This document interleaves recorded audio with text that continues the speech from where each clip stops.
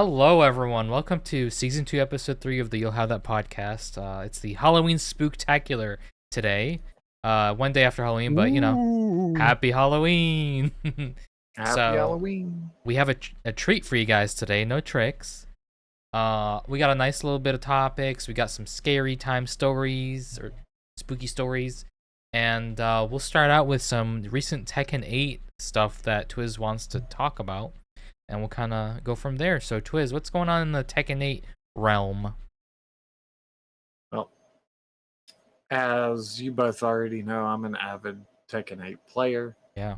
Uh, Loved the game on launch. I have loved it for quite some time. But, um, of course, it's another You'll Have That podcast. And what do we talk more than anything else is egregious monetization from companies.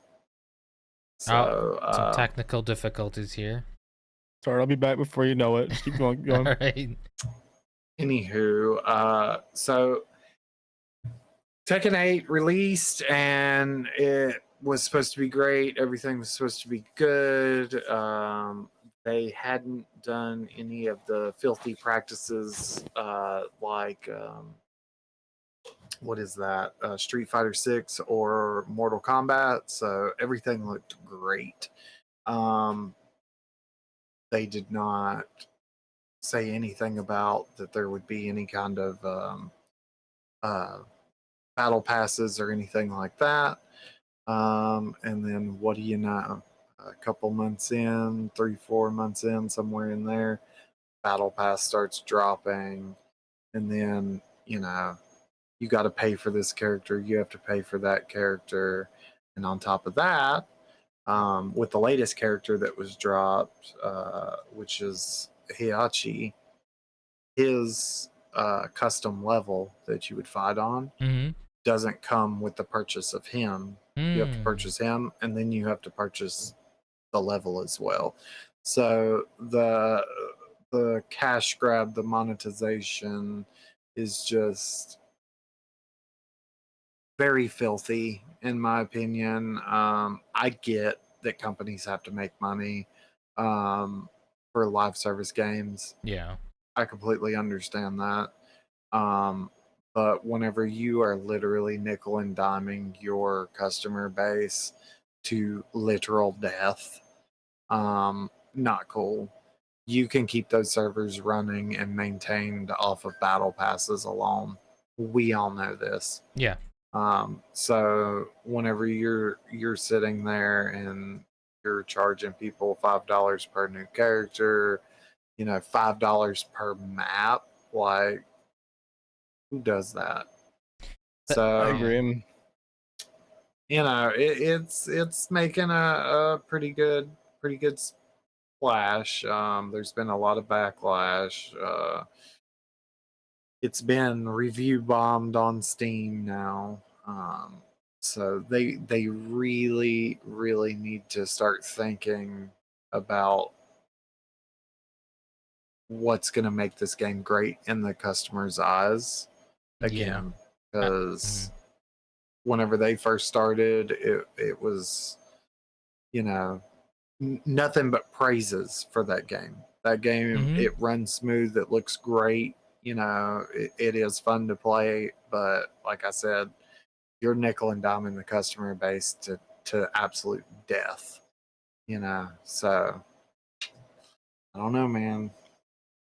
It's a shame, man. It really is, because Tekken is like one of those really beloved franchises, and they really needed this break after, what was it? I believe like Tekken 7. Tekken 7 had a little bit of, a rough, a little bit of a rocky road. I know it was still played a lot, but a lot of people that I know talked to that played it, they were like, oh, you know, the DLC wasn't really that good, and a lot of people didn't really enjoy it as far as, as Tekken goes. So the positive reception that this game got at launch was great. They had that whole opportunity with the opportunity with Waffle House. Like they had so many chances to just make like a banger, and for a little while it was. And it's just kind of stupid. I don't know. That sucks to hear because they need that break, man. They need that W, and now they're just kind of being greedy. And it's already what, a $70 game at launch. Yeah. Yeah, you Yeah. know, Yeah, I think so. as Jaboon said, I was gonna say I remember back when we were talking about the Waffle House thing. So this game, in my opinion, had huge praise in the start. It was very popular. Um, you gonna say Not something? to cut you off, Mm-hmm. but for clarification, Mm-hmm. uh, they were talking about doing a Waffle House stage. It never came to be. Um, Oh. the community did mod in a Waffle House parking lot stage, but that was via the community and a mod. The Waffle House stage never actually came to Tekken 7 or 8, Oh. even though it's been widely requested. Yeah, Dang, you man. know, that's unfortunate because I think even Waffle House themselves are like, let them talk to us, we'll talk out licensing and stuff. But alas, you know, it's so sad to see how kind of they've fallen from grace because they did have such a good launch. They had, you know, they had momentum going. I think the community was really strong with it. You know, you played a lot and you really enjoyed it, as far as I know. And it just sucks to see yet another example of greed. You know, killing a game. Well, not killing a game per se. We'll see, but just ruining the experience overall for the end consumer. Well, I personally think the biggest issue that the community is having with it is the fact that they weren't upfront about it. Street Fighter 6 completely upfront. You Mm-hmm. you knew before you purchased the game what was up and that you were going to be charged for, you know, skins and maps and this, that, and the other. Yeah. Now they have went really egregious with their stuff as far as Street Fighter 6, Mm-hmm. because there's a pack for the Ninja Turtles and it's like $70 For a for four pack? for four skins. Oh my Yeah. god. It's all I can go for buy TMNT games turtles. for that price, bro. That's crazy. You can Right. get a whole And then game. Yeah, what the heck? Mortal Kombat, the same thing. Like, now their controversy is the only thing they weren't upfront about is that you have to purchase some character skin to be able to unlock one of the chests in the main game.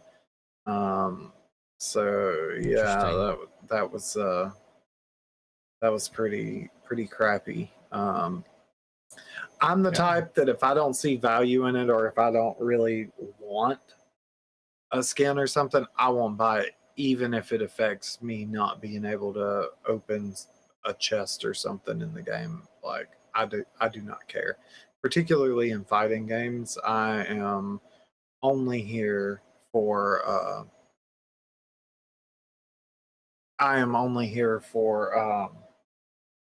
to beat people down I online. mean, that's the That's whole it. point of these games. That's the thing. And That is it. I am here to smack people into oblivion and damn opening the chest.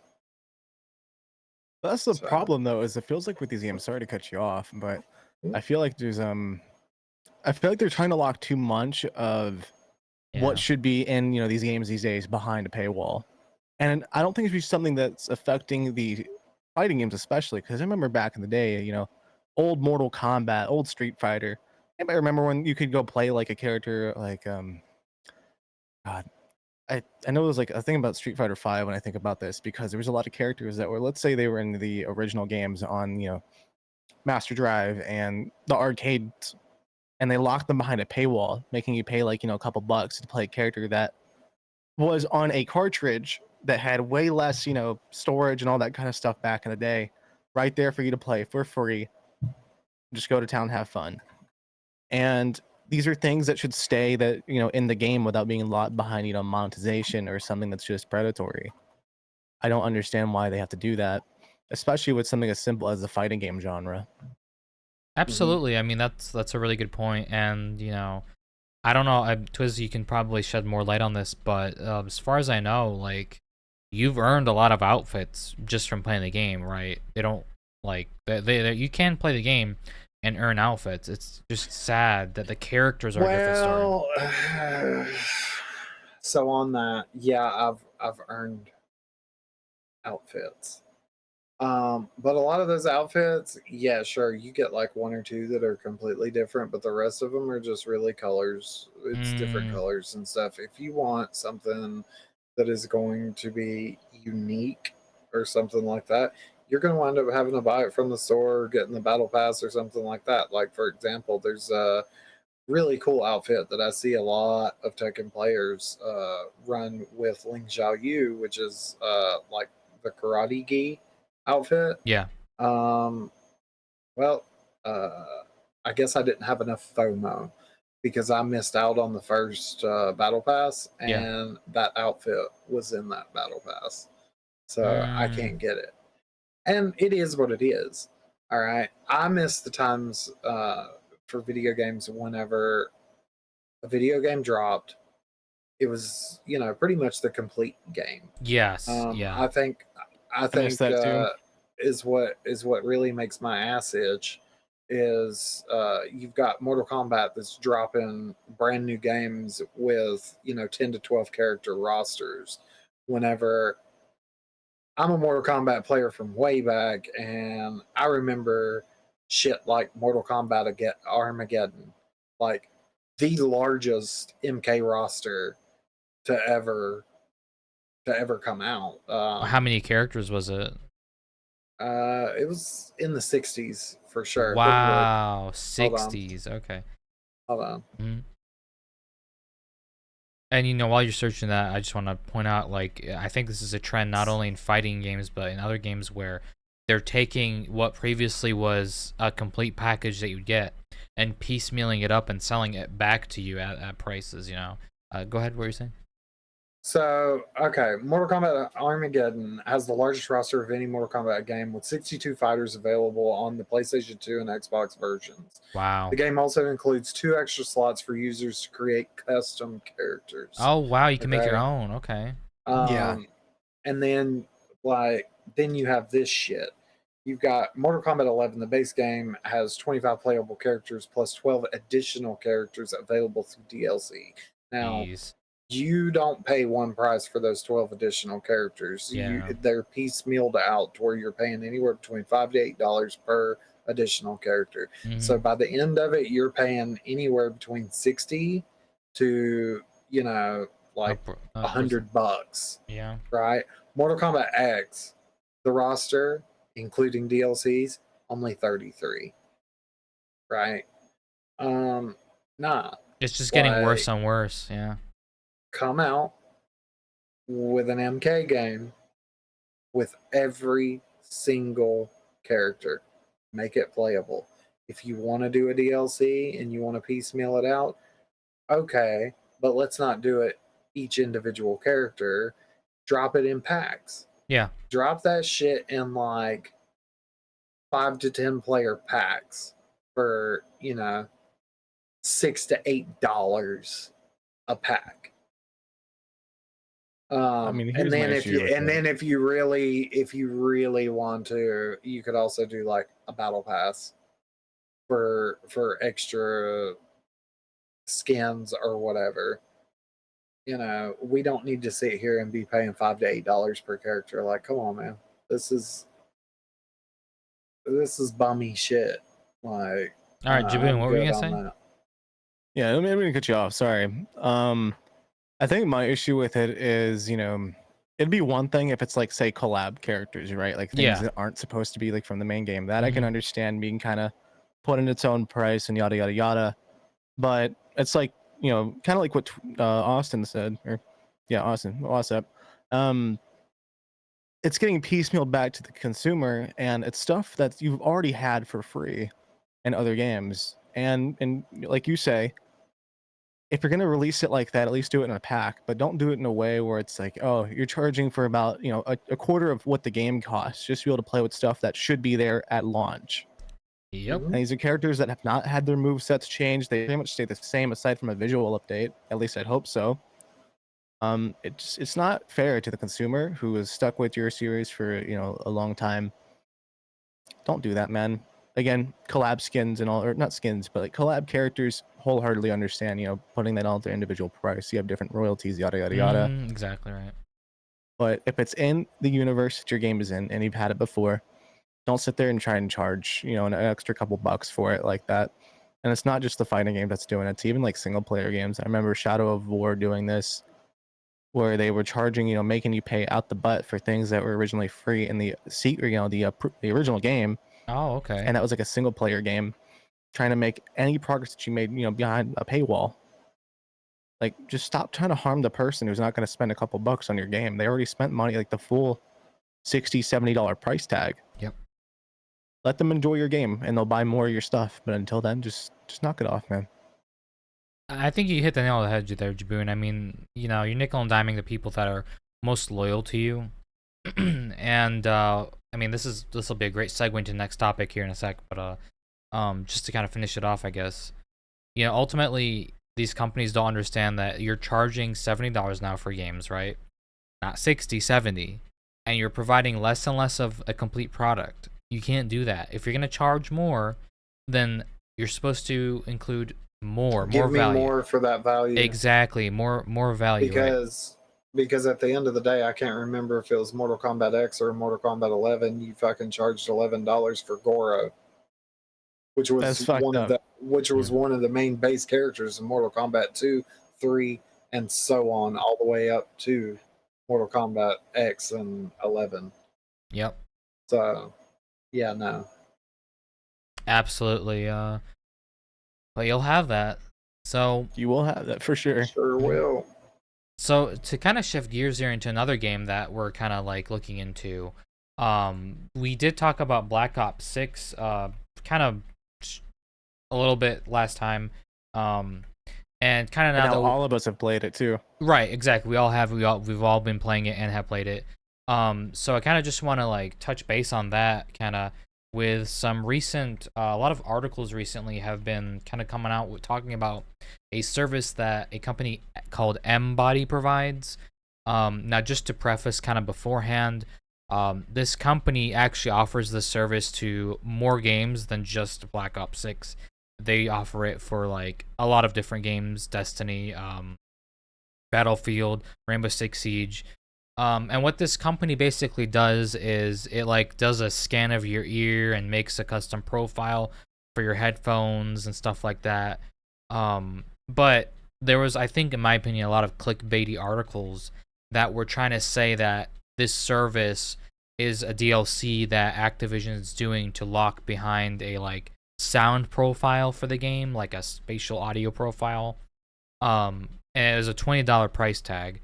So I kind of want to hear your guys' opinion. I think Twiz, you looked into this a little bit. I'm not sure if you did, Jaboon, but what do you guys think? So I've looked into it. The service is not live. The service isn't even live. They're charging $20 for service because I joined their Discord. Right? Yeah. So I'm in the Embody Discord right now, and their Discord is full of one eternity later, wondering when is the service going to come back, because it was available during beta, and it was available day 1. Day 2, the service went down, and it has not came back to Black Ops 6. There was some sort of bug or something like that. So one of these posts is from Embody Sonic Samurai. He is responding to a person asking how can they get a refund for this, and of course it's the standard. Please send your refund request to our customer support team at support@embodydvr.co, and they will assist you with the process. So like already I'm not entirely sure what's going on. I do know that this service was available for previous CODs as well. It just was not like promoted mainstream. Yeah. It was more of a specialty thing, right? Yeah. Well, yeah, but like I don't know. Either people are just now figuring out that this was even a thing. I knew that it was a thing. Modern Warfare 2 because I started researching how can I get better audio in Okay. MW2. Because if you remember, you couldn't hear footsteps and this and that and the other. And this was one of the main services that popped up. Hmm. And even at that time, I was like, I don't want to pay for something that should be a part of the game Yeah. anyways. Yeah. This game should have good audio. I remember, again, previous Call of Duty games, the audio was perfect. It was crisp. You had different audio profiles. One of the main ones was uh, like footstep booster or whatever. Literally a feature in the game that you could just click and done, and you could hear people. You could hear a silent fart one story above you. Yeah. Yeah. So, like, to come into You'd hear the somebody breathing, man. 2020s, right? You could. So to come into the 2020s in Call of Duty, and now we're talking about spending $20 for a third-party company to set up an audio profile so that you can hear in-game audio properly is a little crazy. Now, I will say that Black Ops 6's audio is much better than many many of the more recent titles, such as Modern Warfare 19, Cold War, MW2, MW3. MW3.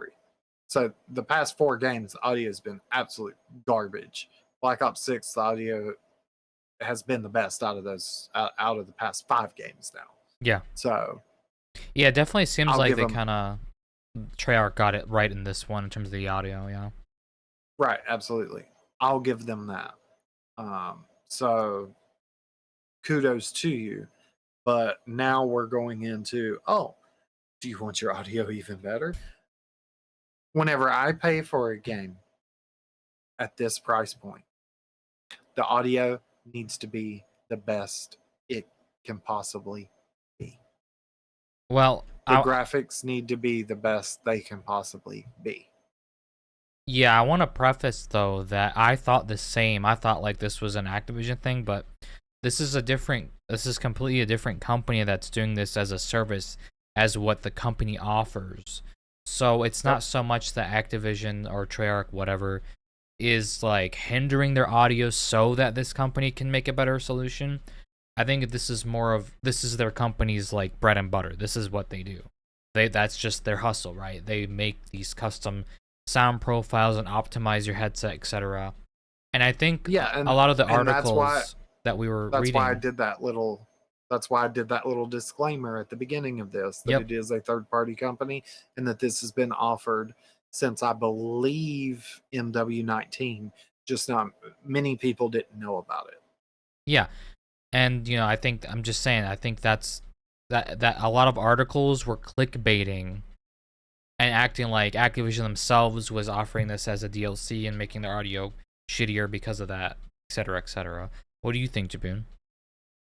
Well, here's what I want to ask. I want to make sure with this, it's not advertised at all by like Activision or Treyarch, right? It's just purely a third-party thing. They're not advertising this at all. I do think they are. Correct. Is it on the Steam page or something as a DLC or no? It's not. Okay, never mind then.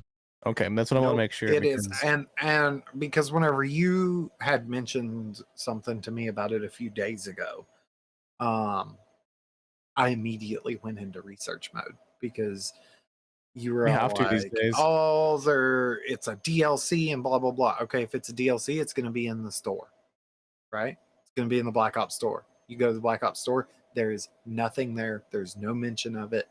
Nothing whatsoever. Okay, so right there was my first tip that this was not like Activision or Treyarch thing. Okay, so then I start researching more, and it's solely just Embody. And Embody has went so far to actually, and I think that this is what's given it the most attention, is the Monster 4 packs that you can Yeah. buy that gives you the Call of Duty coins. Yeah. Yeah. So they've got the Call of Duty logo, right? Mhm. Just under that, bottom corner, same side though. It's got the Embody, and then Embody has their little thing about Black Ops 6 and the audio profiles. Oh, okay. It's like a misconception probably going on because of people either buying Monster and they're like, oh, well, I got the COD promo, and they're thinking, oh, this is probably some Activision, doing it as well. Yeah. No, it is not. I mean, it's not, right? I feel like I don't know. Is there a disclaimer for that with them? Or they say that that's their own thing? I may have like went past it. They're not saying that it's their own thing, but again, I've went to the Embody website. Hold on one second. I'll pull it up. I did save it. Right. So, all right. So whenever you go to Embody, right, it is in there, like, you know how the advertisement pops up on the first thing and it's got like multiple advertisements that roll through. Yeah. The first one is Black Ops 6 because Okay. that's the newest game. Yeah. But then you Right. also have a profile for Cyberpunk. That's the Mm. next one. Okay. And then you have a profile for Final Fantasy. What is this? Final Fantasy 14. Okay. And then you also have one for Apple Music. Hmm. And then and then you have Immersive Gaming Hive special audio for all PC games. So you can get that one as well. And then there's also one for Elder Scrolls and Elder Scrolls Online. So yeah, basically yeah, they're that's kinda offering like it for global all. with it. Yeah, for all games. Yeah, it's for all kinds of games. Yeah. And so they're partnered with, okay, so they're partnered with Call of Duty, Square Enix. So that includes Final BDO Fantasy, yeah. and all of that, Mhm. Final Fantasy, all of that stuff. Project CD Red. So mainly all of your AAA titles Yeah. are They're going working to have some alongside them. sort of like specialized profile on the Embodied website. Okay. And Okay. you know, it is what it is. Like if that's your cup of tea, then by all means give these people your money. I don't see anything wrong with it. I don't see that it's this huge egregious thing that Activision is doing because like I said at the beginning of this with the disclaimer and throughout the rest of this topic, Black Ops 6's audio profiles just with the game has been the best it's been over the past 5 games. So they Yeah. For they sure. have I agree. listened to the community and have started, going in the correct direction. Yep. So, hopefully a lot of people are all like, yeah, no, I'm not buying an audio profile for this game so that it doesn't give them any ideas to That's kind of require that. that's a really good point because you know Yeah. Activision would be like, they're making some money off of us. Why don't we just put this right? Yeah. Right. Here's my thing with it.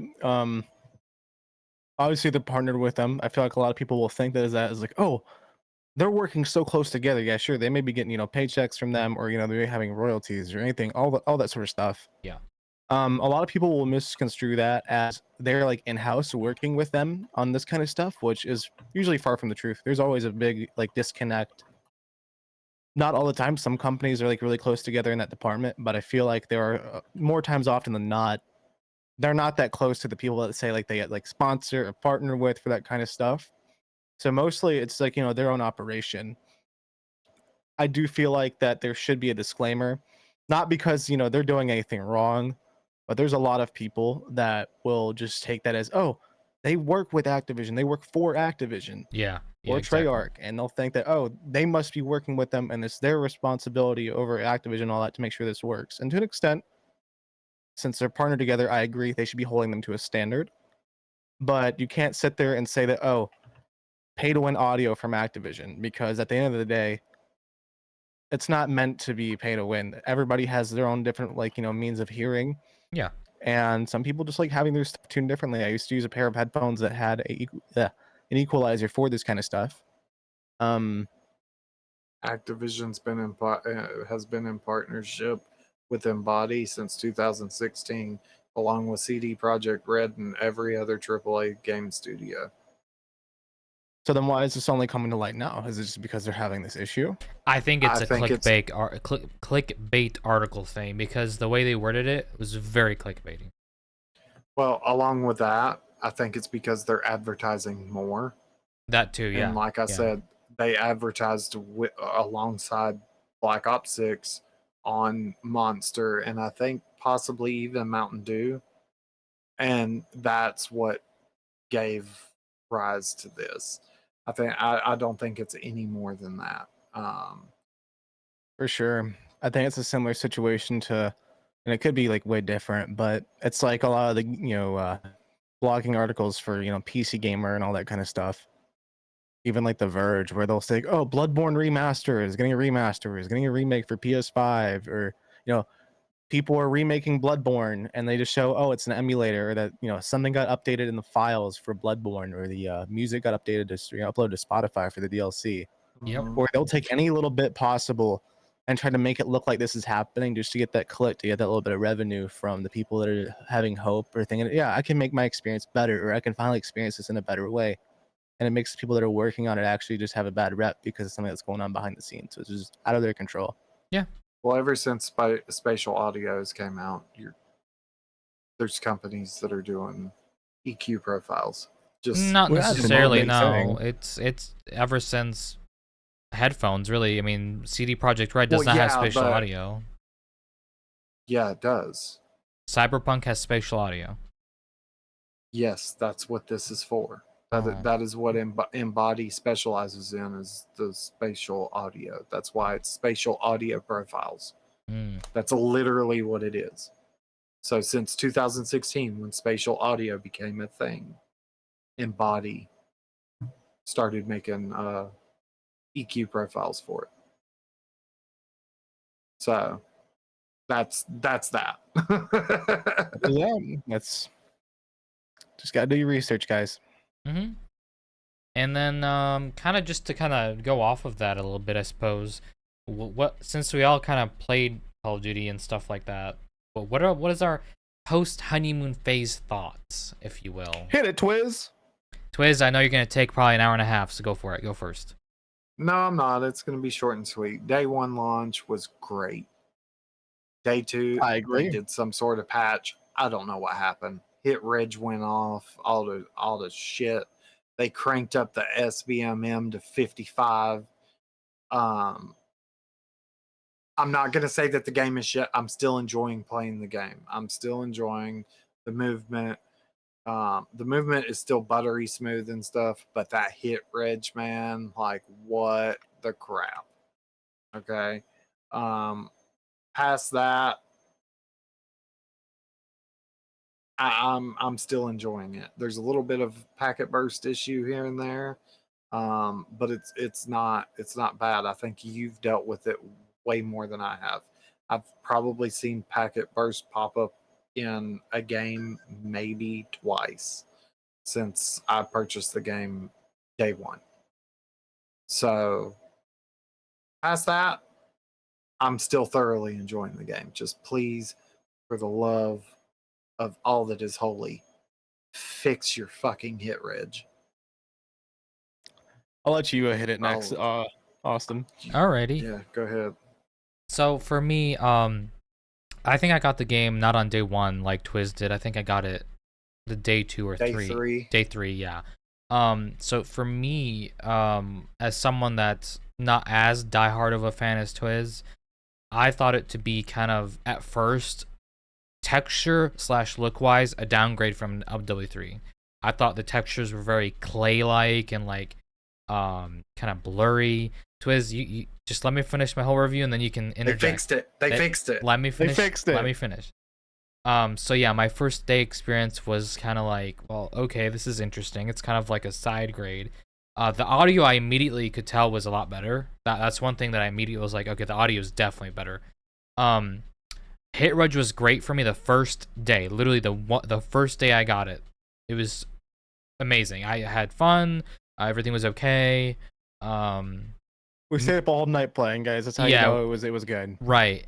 I know everyone's talking about the Omni movement. For me, the Omni movement wasn't like revolutionary. I just thought it was kind of more or less the same. I didn't really feel it was any too big of a difference. I'd say maybe like 10% better, sure. And then the gunplay was pretty good. I thought it was good. You know, everything felt decent. It's the problem started rising literally the day after. I don't know if there was like a patch or something, Well, but that's just whenever like they did the patch and they fixed the clay textures and stuff. yeah. And then the day after, like me and Twiz have the same issue. I think Jaboon even does. He'll tell you in a sec, but hit reg is all over the place. I'll get a match where like I'm melting people, my shots are connecting perfectly, and then I'll get like 8 matches where it's like I'm emptying a magazine into this guy and it's just hit marker, hit marker, hit marker. And then sometimes I'll get like a burst of like, oh, actually it connected finally, and then it won't. It's very inconsistent.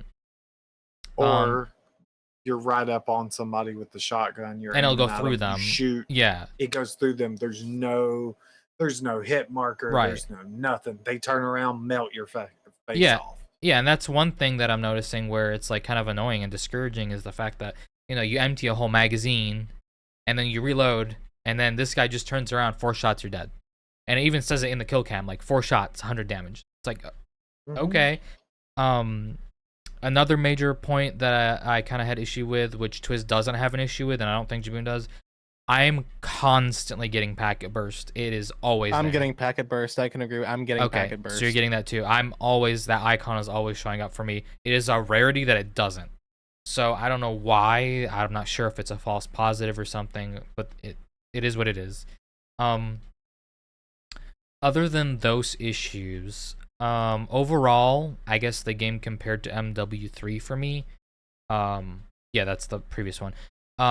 I would call this like a side grade. I don't think it was revolutionary. I think it was more of a side grade. Definitely an upgrade. Well, this is my opinion. I think the fact that they didn't include the skins is absolutely scummy. I don't care if it's a different developer. It's all Call of Duty, so don't give me that BS.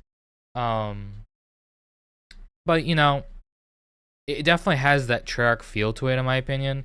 It definitely feels like it's more of a Black Ops game than a Modern Warfare game. Meh.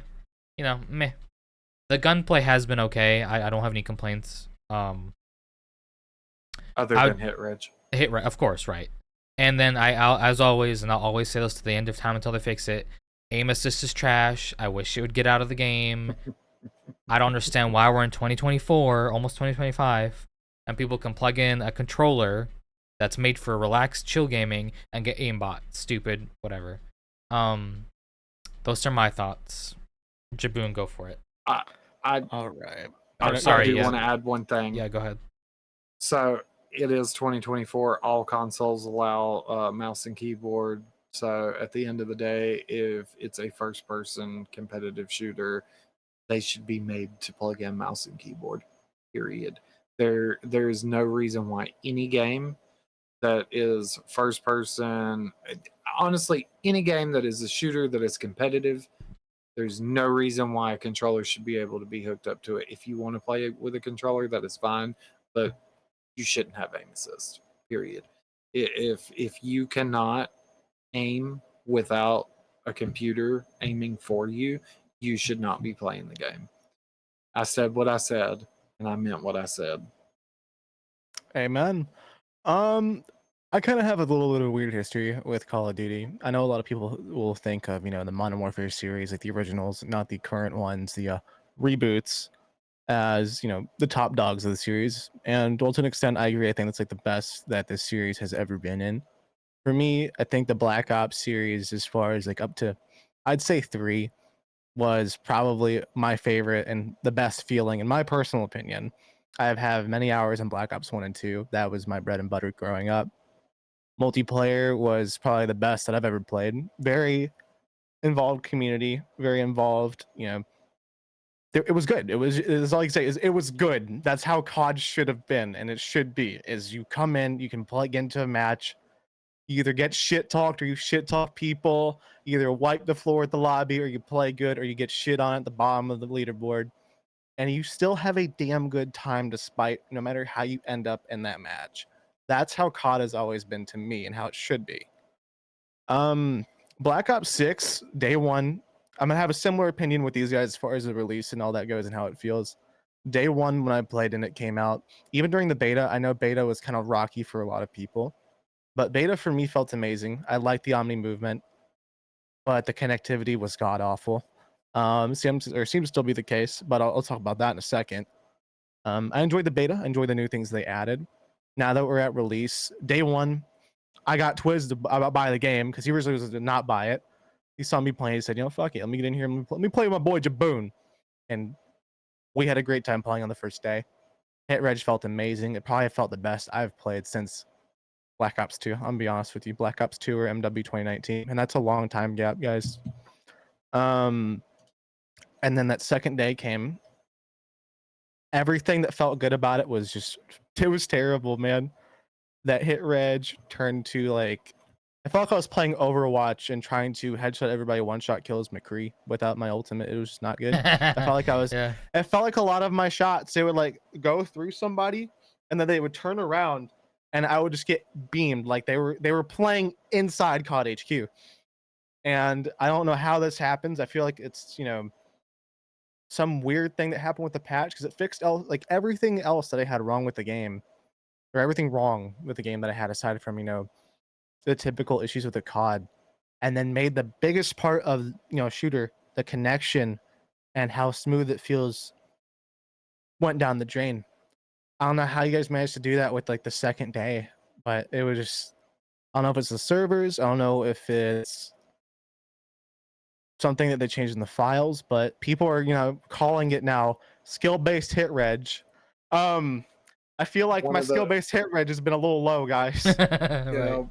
One of the guinea pigs died and fell off the wheel for the servers. If anybody's ever watched Old Boogie 2988 before he decided to lie about cancer, Diablo 3, Error 37. That's how I feel playing Black Ops 6 now. I'm still having fun playing it, but whenever my hits aren't hitting, I feel like, it's Error 1003.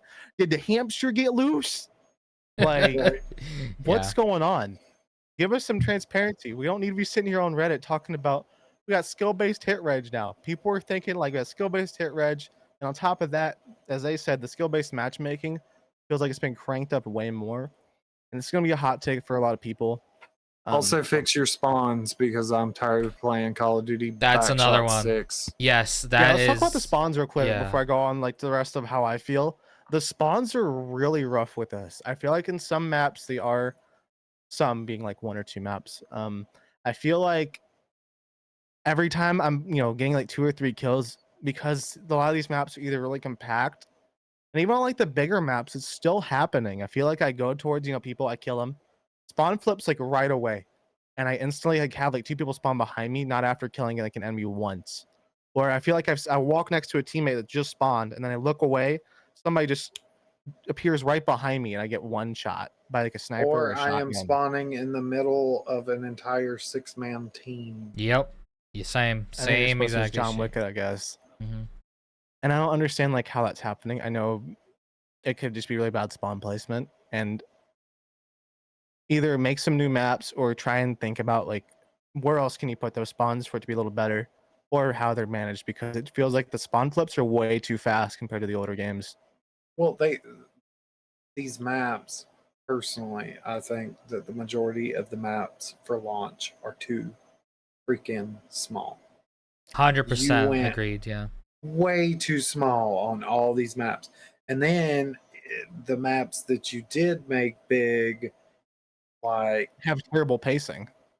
well, not even that. It's not even the pacing. It's have you guys There's noticed zones of high intensity in those big maps. Like you're talking about the one with that big cog in the snow, right?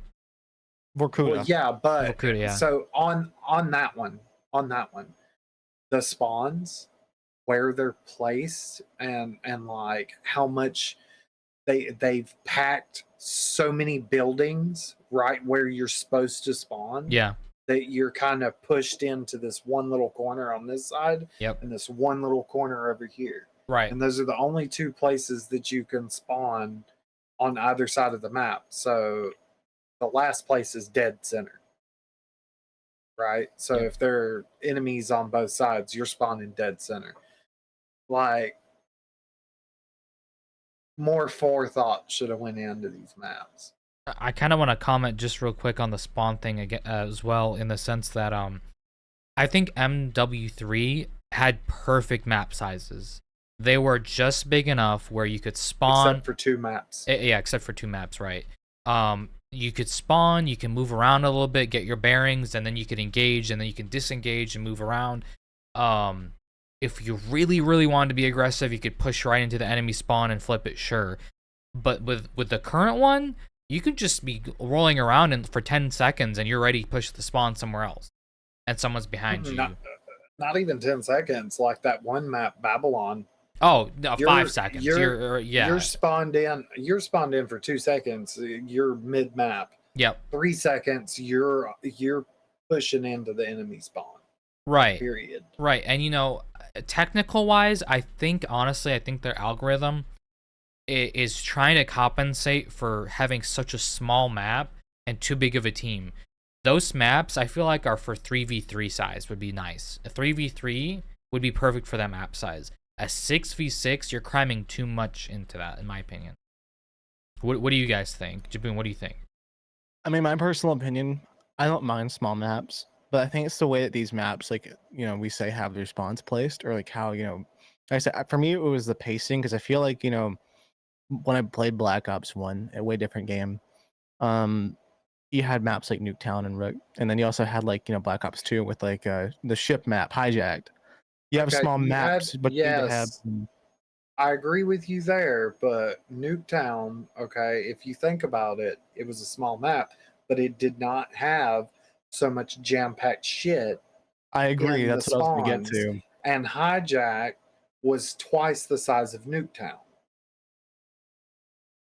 And that's my thing. Is I think that with these maps, and sorry to cut you off.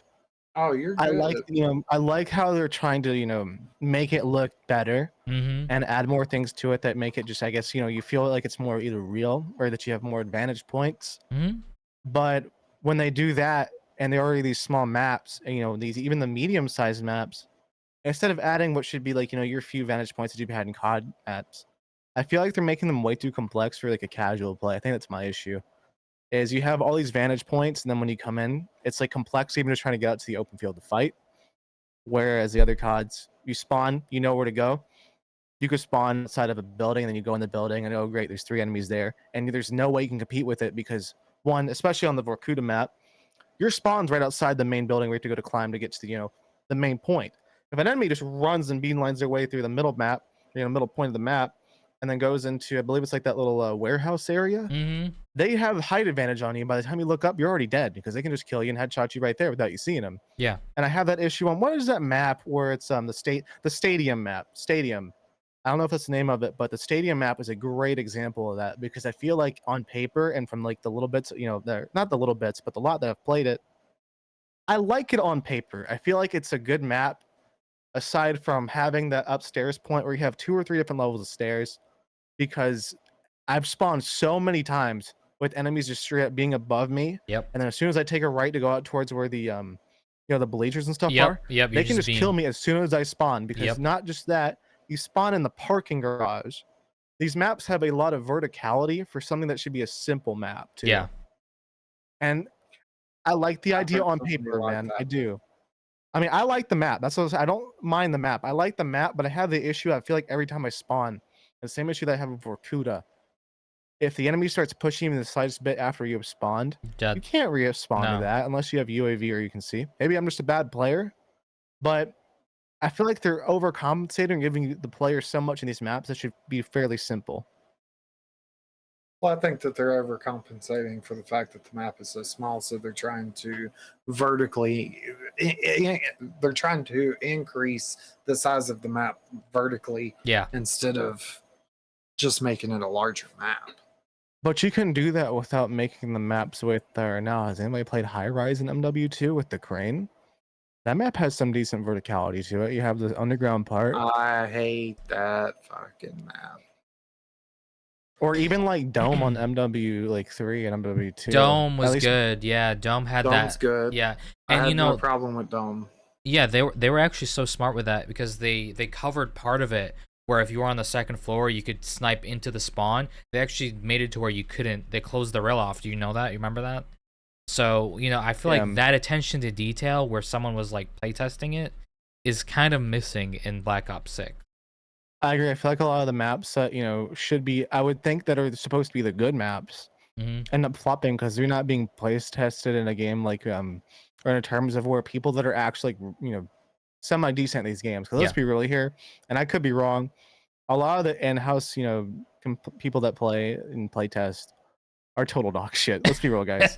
A lot of them aren't like these crazy good or not even just like decent players at multiplayer. A lot of them play on consoles, they play on controllers, and not to diss anyone on playing console, but a lot of them are assisted and don't play often. That's true. Yeah. At least I would like to believe. I could be wrong on that, but when you have people that don't play like say, I guess, as aggressive or play in like a camper way, you don't have a fair range of players to be able to thoroughly test these maps, and they're getting absolutely decimated as soon as we play the game because it doesn't feel like there's any like labor or love with that. And I shouldn't be only able to like 2 maps out of how many is there on launch? I'm gonna look it up. I want to Let me say see. 8 or 12. I'm not sure. Maybe.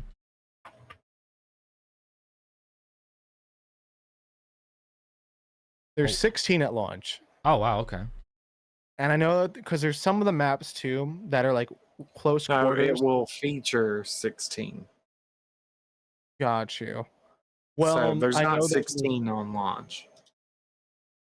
I do know that there's another mode. I think it's like a featured mode or like playlist where it has these smaller quarter maps. And from what I've heard, these maps have been good because they have like the core like small COD map layout.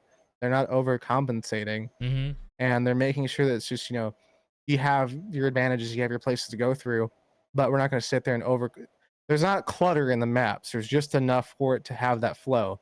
And I think that's my issue with a lot of these like face-offs. The playlist is called Face Off. Thank you to my friend that just told me it was Face Off.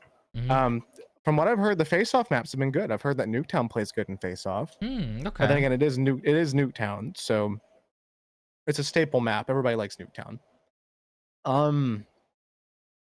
There's just too much, like you guys say, there's too much clutter. I don't like it. If you're gonna give me that much clutter, you gotta make the map bigger. You gotta make it be able to fit all that properly without it making like there's too much. It's overcomplicated for something that's supposed to be simple. Exactly. Yep. Do you remember that map in MW3 that was like out? They had it was sand and had like the boxes in the middle, and then there was 3 lanes, and then there was the truck and something to the left lane. There was a second story with the windows. It was kind of in the sandy area. What game are we talking? MW3. MW3. Well, we used to play it. It was kind of like a close-ish map. The middle always had a sniper. The middle was open all the way. Okay, what you're talking about, but I just don't remember the name of it. Okay, but you know the map I'm talking about, right? I know the maps you're talking about, and another map that I want to kind of pair with that, one that I have PTSD from at this point from playing MW 2022. If anybody remembers the good old the interstate map or like the road map that has all those fucking cars. Fuck that map. The border. That's a great example. I feel like that we can bundle with this if there's too much clutter. And while it's a great idea on paper to have all this stuff that you can mess with in all these like areas, it's too much for the kind of game that you're making, man. It is. It's too much visual clutter. It's too much visual clutter, and a lot of the characters that you have will often blend in with these environments, or people will just sit there in one spot. Afghan, okay. Yep, I mean, I'm with you. I'm with you 100%. I think, and by the way, the color palette's a little bit muted too. So you add all this extra visual clutter, and then the muted color palette, and it's like you kind of things start to smear together, and it's hard to visually see the enemy, right? So I agree, but in the game's defense, the muted color palette makes sense. It's it's the 1990s, it's the Cold War era. I like it for that. But I get what you mean by it doesn't blend with the kind of stuff they're making for it well, because it just you can't tell what the hell is going on. Yeah, if you want to do a muted color palette and it makes sense, sure, make the characters pop out a little bit, But to kind of like go back to kind of go back to my review a little bit. I didn't mean to rant that long, but that was pretty annoying. I think the maps are kind of a big issue. Yeah. Now that I've played more of it, I've played, zombies now, a little bit of the campaign, mainly multiplayer, but I did do my first Easter egg on Liberty Falls with my boy Bio. Shout out Bio if you're watching right now. I like the zombies so far. I know a lot of people are having issues with it, and while I agree, I think that the health and stuff is a little too much. I feel like if we get some perks like mule kickback and all that, I feel like we'll be at a very good spot for zombies. It feels Okay, fun. I got a question. Are you talking about the health for zombies or the health The for boss zombies, the manglers. Yeah, Sam, I agree. okay. They're a little bit much. Me and Jaboon played it actually. And didn't we get an Easter egg as well? We were working on Easter egg, but it's just like those manglers, they hit you so hard. And when you go back and shoot them, even like a pack-a-punch tier 3 gun, It the still scaling takes. is nuts. And then how many that they're spawning, you Yeah. can't keep up with 3 at a time if they start hitting you, like, really bad. That's true. But And I did find it fun actually. I thought it was pretty fun. it was Otherwise, fun. I like the changes that they've made. They've made it a lot more accessible, I would say. And I know a lot of people don't like that there's a difficulty change. I don't mind it, but please, another thing, man, get rid of that fucking pause timer. And I'll explain this to you guys since you guys haven't played much zombies. Before, when you're playing COD, you could, if you're playing like solo zombies, you could pause the game, of course, right? And it would just be completely paused. Yeah.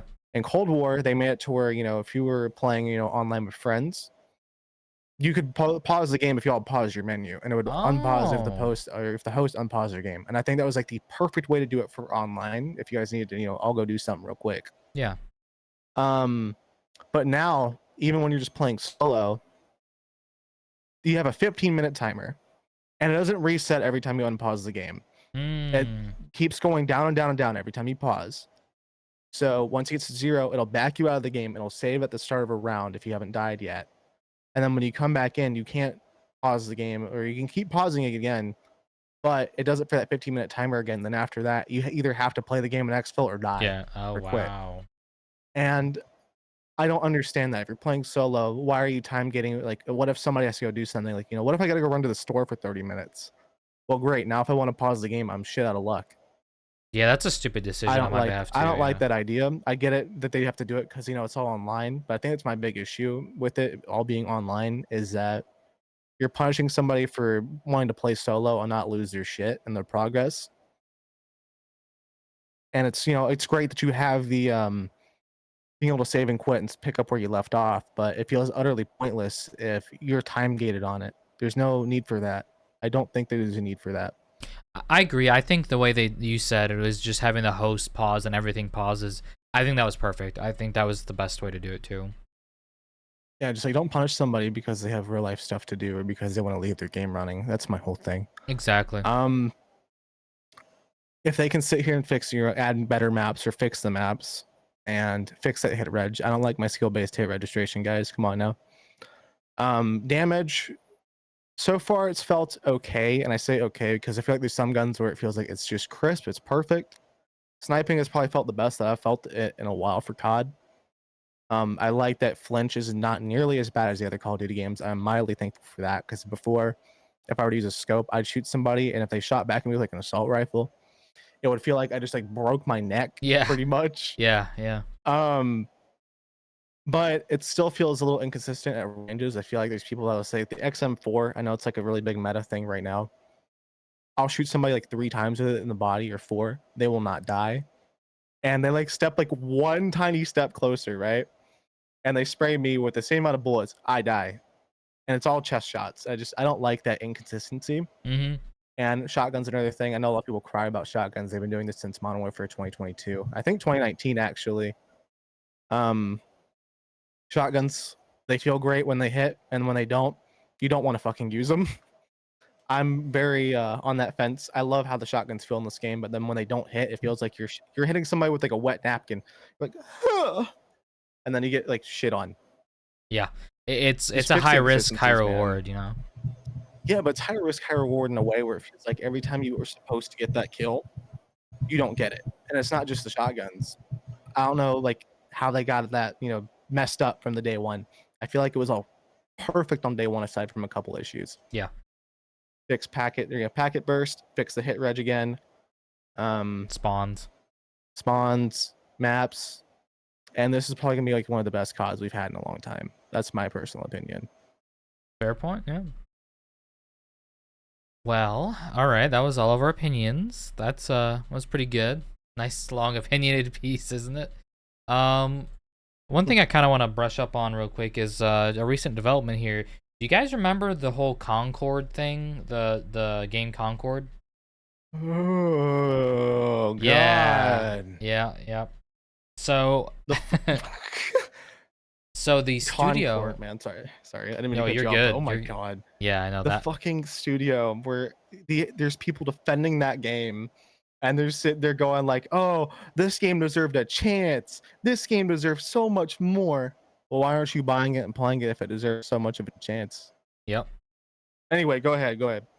Oh, you're good. I was just gonna say, so we kind of obviously saw that they pulled it out of production. They refunded everyone. Pretty much the game was dead, right? Oh, they refunded everybody. Yeah, they had to, right? Because I mean, they delivered a product that you ended up couldn't even you couldn't use. access. Yeah, exactly. So they completely refunded it. And now this studio is shutting down, right?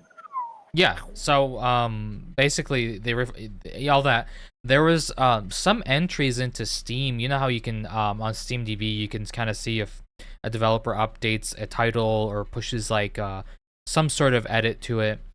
Some people noticed that there was edits going on Concord, so they were thinking perhaps they were going to re-release the game as free to play, for example, or something. So just a few days ago, save it. No, it would not. Absolutely not. You have alternatives that are just miles ahead of it, right?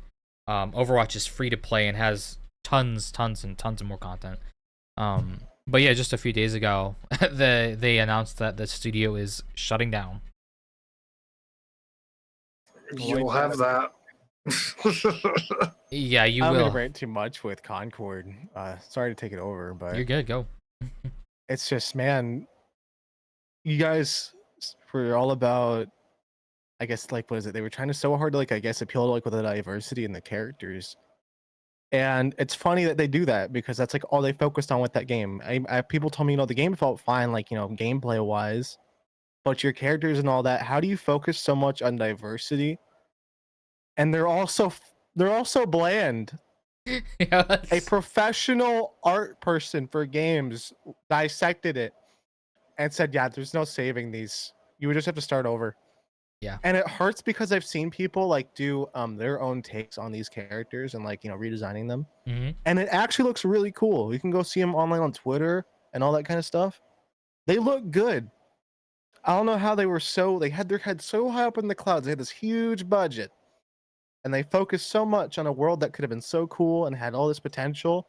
And they said, yeah, we're making Overwatch, basically. We're making another team-based shooter, a MOBA shooter. Oversaturated market, terrible character design by choice. This was no accident. They made these and were like, yeah, that looks good. We're going to ship that out. Yep. Absolutely disgusting. And then they are backed by, like, one of the biggest companies in the world, and they fumbled this hard. It just goes to show, I don't know what modern audiences they're targeting, but clearly they don't exist right now because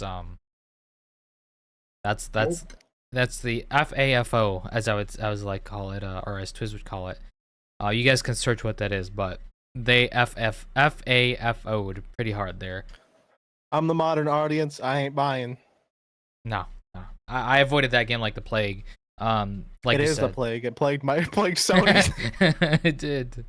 And it's just so sad because they shut down a Japanese studio that was doing pretty well with their game.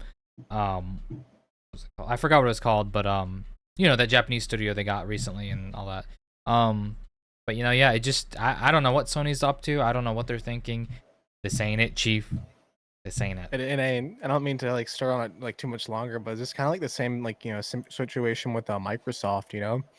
A lot of the good studios, I feel like, Arcane, the ones that made was it Hi-Fi Rush, that one. Yeah, that one. Yeah, they have these banger companies that now were bought out by Microsoft, and just because they had, like, not the best numbers but made a great game. Arcane, I can't say as much, but they had their issues because of outside stuff and all that. They get shut down because these companies just They shut down the best studios that they have that make actual good games, and they pour all this money into absolute terrible companies or game developers. And then you have a situation like Concord where they get spoon-fed. What was it? I think it was like a $300 million budget. And No, it was even more than that, 400 million. what? Oh my god! But no, man, just quit killing these actual good developers and make a good game, and stop spoon feeding people like this in the gaming industry. That's all I have to say. Thank you. No, I mean, yep, that's nail on the You head on won't that have one. that. You will not have that. Exactly right. Ain't nobody got time for that. No, they do not. And then now the Halloween segment. I just want to kind of, if we can. I mean, I don't know if you guys have anything, but I mean, I got a story. I don't know if you got a story. okay, I do. I have a story. Yep. Just gonna sit here like this. So let me get the ambiance here. Okay. That's all, y'all. Okay. So, do you want me to start? Or do you want to start, Jaboon? You want to start, man? I want to hear your story. All right. So this is gonna take me back to about 2005 here, 2004. This is back when I was around, just to age myself, I suppose. I was around, I think, 7 to 8 years old, maybe even 6. And we used to live in a nice little suburb, you know. It was a 3-bedroom house, I believe. Yeah, 3-bedroom. My parents had a bedroom. My grandmother was living with us. She had a bedroom. And then, actually, no, sorry. It was a guest bedroom. There was not one in it. And then I had a bedroom, and I was on the other side of the house. Now, as a young adolescent boy, I was very, I had a big imagination, you know. I used to always kind of, when my cousins would visit or just friends would visit, you know, we'd play a lot of games where we'd do like role play, if you will. Like, just imagine. I had a big imagination, right? Wiz, I see you smiling. Shut up. All right, it's supposed to be spooky. So, alas, I kind of had a little the Johnson & Johnson like yellow plastic cars. You know what I'm talking about? The ones that roll. You know what I'm talking about, right? Yeah, I know what you're talking about. Okay. You know, I had one of those because I was into cars as a kid even. This is supposed to be serious, Twiz. Come on. I don't mean to be laughing, but with what's going on, you said Johnson & Johnson, and my mind went somewhere completely the hell else. Anyways, besides the point. So anyways, we put it in the basement because we had a full finished basement. It was pretty large. It was fairly empty because no one used it. So, you know, I'd go down there. I'd, you know, pretend I'm driving the car, have like my, you know, playtime, whatever. I'd pretend I'm reverse parking it and stuff. You know, whatever it is. I had a big imagination. It is what it is, right? Most kids did. But anyways, what started being very weird is, about 2 months after we got it, and I don't remember where we got the car. I think it was given to us from a friend as a gift. I kind of 2 months after the fact, I don't know why. When I would play, sometimes I'd play fairly late, you know, 7 p.m., 8 p.m. maybe. It got really eerie in the basement. We had a big room where the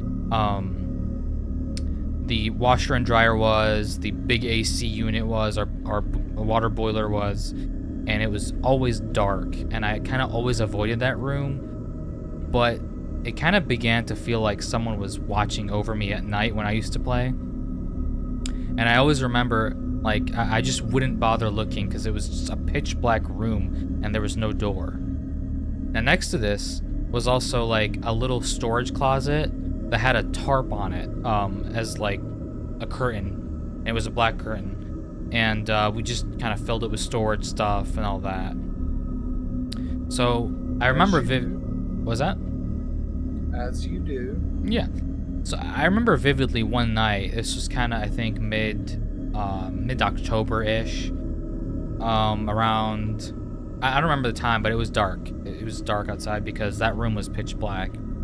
And, you know, I was playing and stuff. I think actually that was when my classmate was over.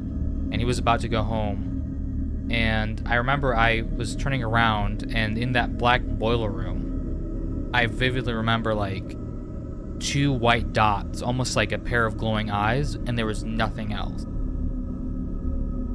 And I was just so frozen because I saw it, and I froze for a sec, and then I quickly went to like open the little door on the little play cart thing, and as soon as I looked back, there was nothing. It was black again. So me being my little kid self, I ran upstairs, ditched the cart where it was, which was kind of near the middle of the basement, right?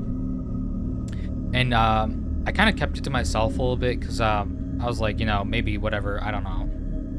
Just a little kid, imagination was running wild, whatever, it is what it is. So I didn't go in the basement for about 4 days after that, I think, maybe 5.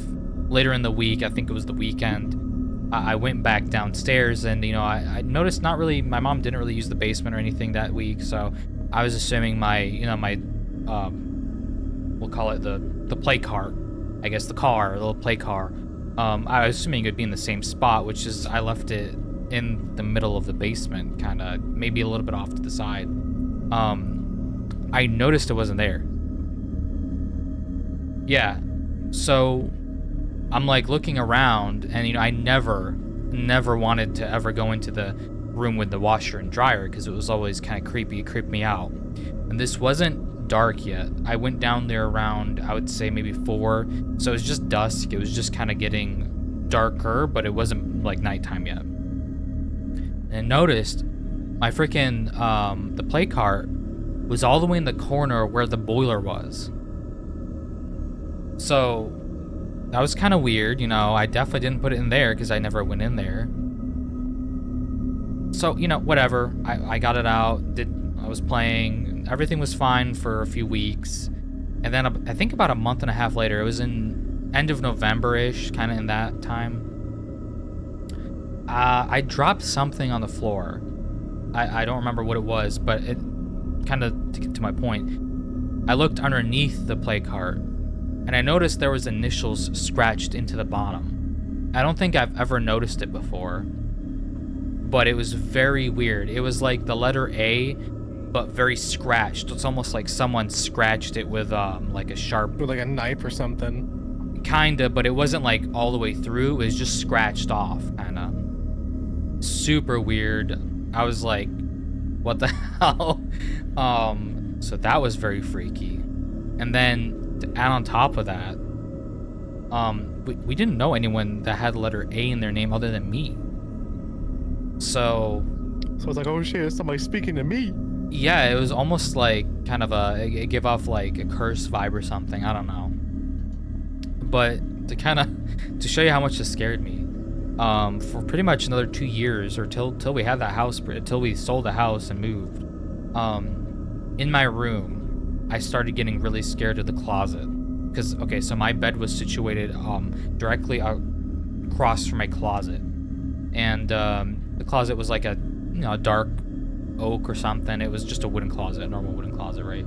Usually I'd close it, but there's times where it would randomly like pop open, not fully like open, but just it would make the triangle kind of, you know what I mean? Like it's kind of peeked open sort of thing, and it just so weird in the sense that would happen. And I always at night, sometimes, well, not always, but there's times at night where I'd see shadows going across my room. Now, granted, there was a tree behind me in the window.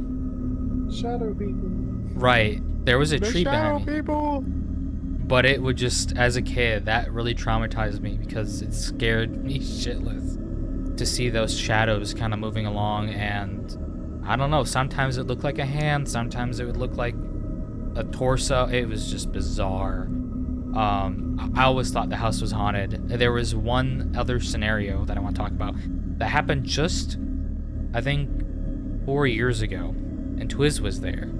Twiz, I don't know why you didn't include this as your story, but I was visiting Twiz on vacation, and there was a time when we were cleaning up his house for something. Yeah. Yeah, we were cleaning up the house, and Twiz tells me, because there's a... I'll Well, 'Cause I'm gonna that's make it the spooky. lore. I don't want you to just immediately tell it, right? Well, Twist can make it no, I spooky, though. got you. Okay, go ahead. Damn. You're go ahead. So, all right.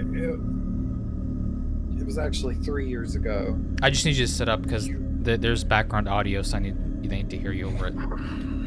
Ah, boo. So it was 3 years ago. You were down helping me pack up to move up here. Yep. And, you know, we were doing our thing. We're packing and cleaning and stuff like that. I had been drinking, actually, a water bottle. And there was about that much Stay water left hydrated. in it. So I sat it. I had this, like, almost like a bar. It's kind of like a pony rail that goes across to separate the living room and kitchen. Yeah. And I'm on the kitchen side. He's on the living room side, but in the middle of the living room. And I'd set the bottle dead in the center of the pony rail or whatever. So it's like this wide. Water bottle's in the center. It's got this much water in it. Mm-hmm. And we're talking or whatever, and you know, we all know who Austin is. He's a little bit of a smartass. And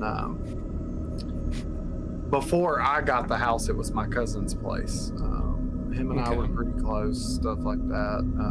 He passed away in the house, and I had told Austin, like, "Yo, I know this house is haunted. Point blank, period. I know this house is haunted." He's like, "Why do you think the house is haunted?" You know, I tell him, you know, doors open and close by themselves. And sometimes, because my cousin was never on the right side of the law, of course,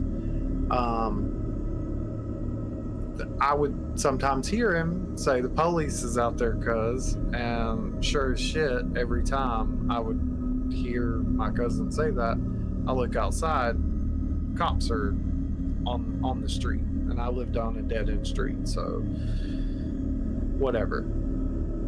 So I tell him all this. He doesn't believe me. He's being a smartass, talking shit, and the water bottle lifts up and goes across the room right at Austin. And by the way, when that happened, we all were like, I was in the middle of the kitchen. yeah, no one was near in the middle it. of the living room. Everyone was And that just shit just silent. went. I'm like 7 feet away from it this way. He's 6 or 7 feet away from it the other direction, and the water bottle just literally just. I said, "Fuck this shit, I'm out." Damn. No. So that's what you get for talking shit. Well, okay, there's also another part to this, right? So, in addition to that, the same night, we were talking about your cousin, and all of a sudden, in the distance, we heard the faint music, like 1950s music. Oh, yeah, yeah. Something we would never and have never listened to in our lives. We didn't even know the song. This little old radio turned on and started playing some old ass, like, Bizarre, like it was a 1950s either- swing bar or something. I wouldn't say that. It was like either Patsy Cline era music or just before Patsy Cline. Mm-hmm. That's Yeah, the music that specific started too. playing. That's fucking creepy to think about. Yeah, and then So go ahead, yeah. yeah. Oh, So, okay. Like, yeah, it was fun. And then the weird, well, as if that wasn't weird enough, we're It gets both weird. like investigating what the heck is that sound. So we go dead quiet, and it was the G Home. I'm not gonna say the full name because I don't want to activate mine. But it was the Google thing. So we say the command to turn it off, and it doesn't turn off. Well, you thought that it was that old radio. Oh, okay, it was the radio. Then never mind, I guess. Yeah, because the speaker for that was sitting right here, and then the old little hand radio was right here, which I didn't think it had. I thought the batteries that were in it were completely dead because, like, I hadn't turned that thing on in probably 5-6 years. So the fact that it turned on at all was pretty astonishing. Definitely. Imagine how fucked up that would be, a haunted Google Home, though. Alexa and all that's already scary enough. Just over as here is. turning the lights on and off.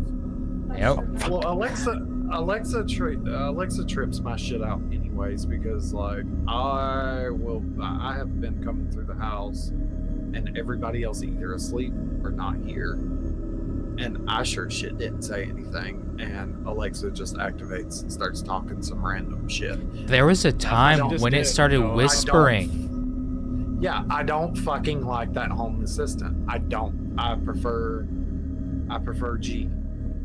Not Alexa. I don't like it. It trips me out. It starts talking, and like you said, that one time it started fucking with, and that was me, you, and your My mom. We were all standing in the kitchen, and we're trying to have a conversation, and this bitch is over here trying to whisper in my ear about some shit. No, I don't like.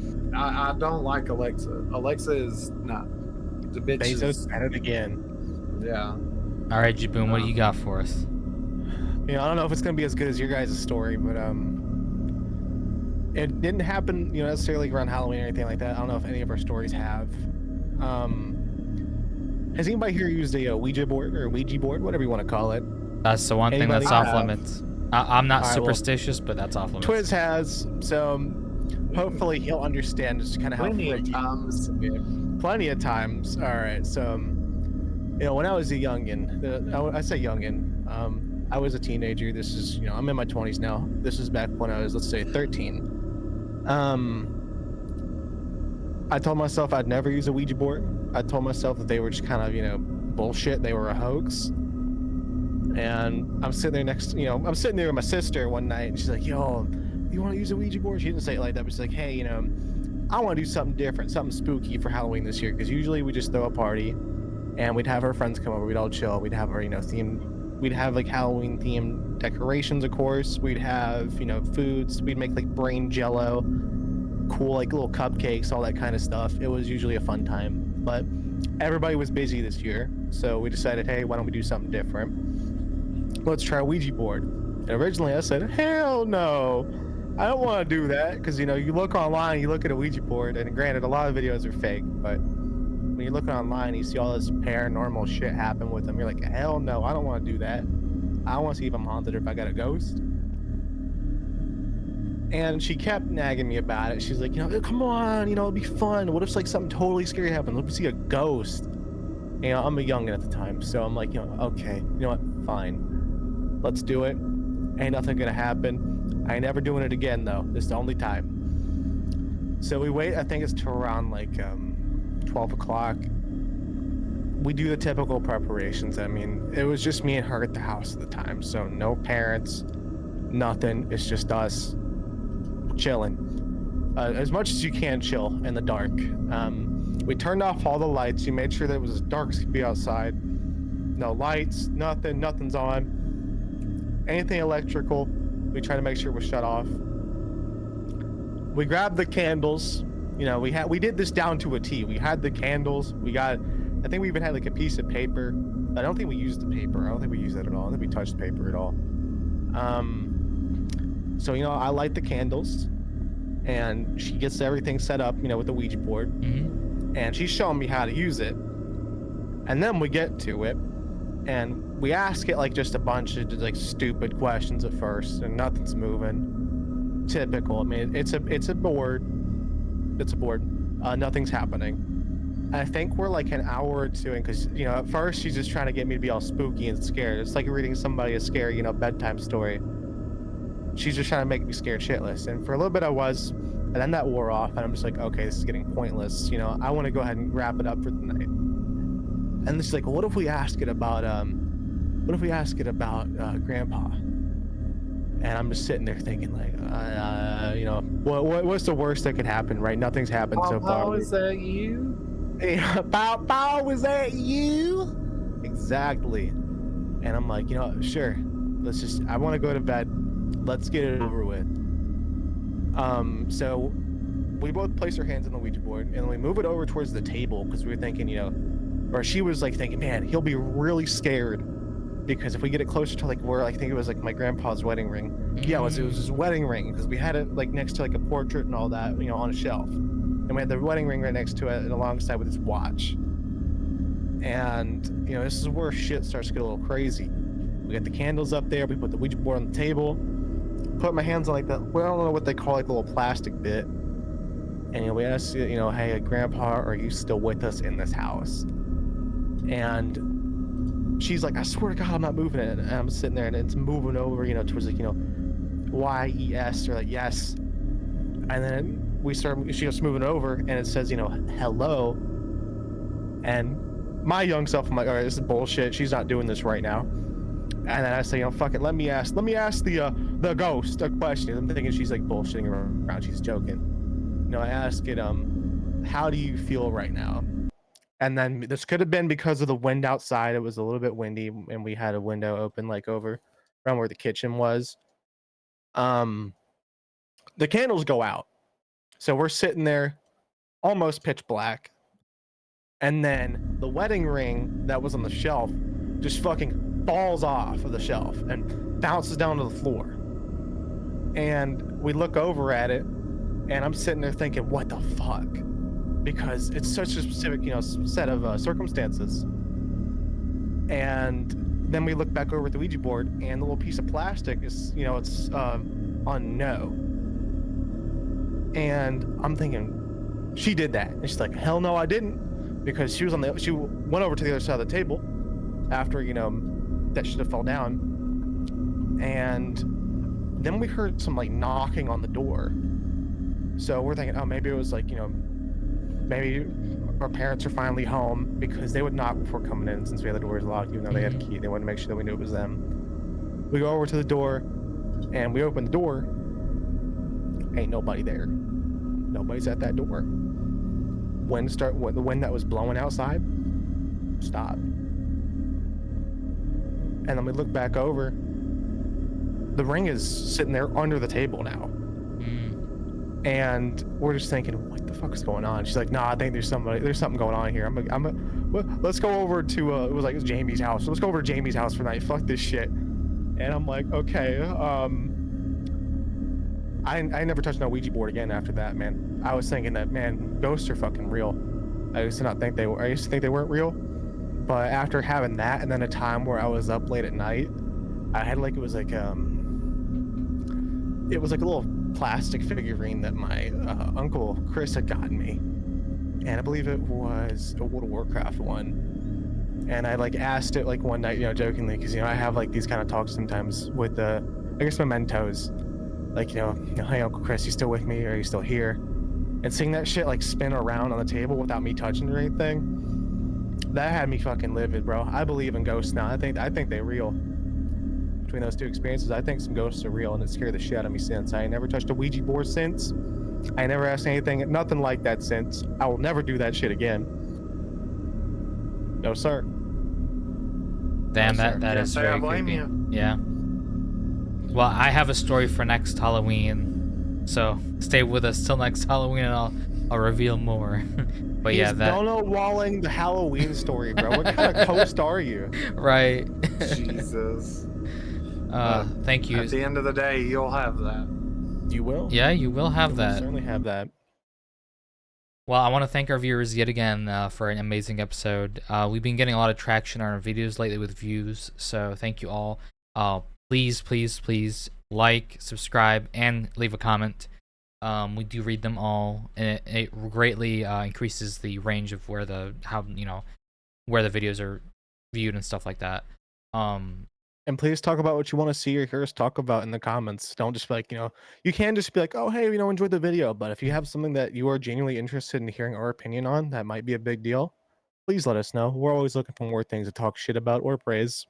That's how we do it on the podcast. We'll let you know if it's shit, if it's good. Mm-hmm. Absolutely. Whole shebang. Absolutely. Yeah, we are very community oriented. So if you guys want to see something, just simply let us know, and we are more than happy to oblige. Well, other than that, thank you all for joining us on our Halloween Spooktacular episode. And thank you, fellas. I'm Wassup, joined with Twiz and Jaboon. and you will have that. You will. Sure Pour will. All right. Signing out, guys. it out.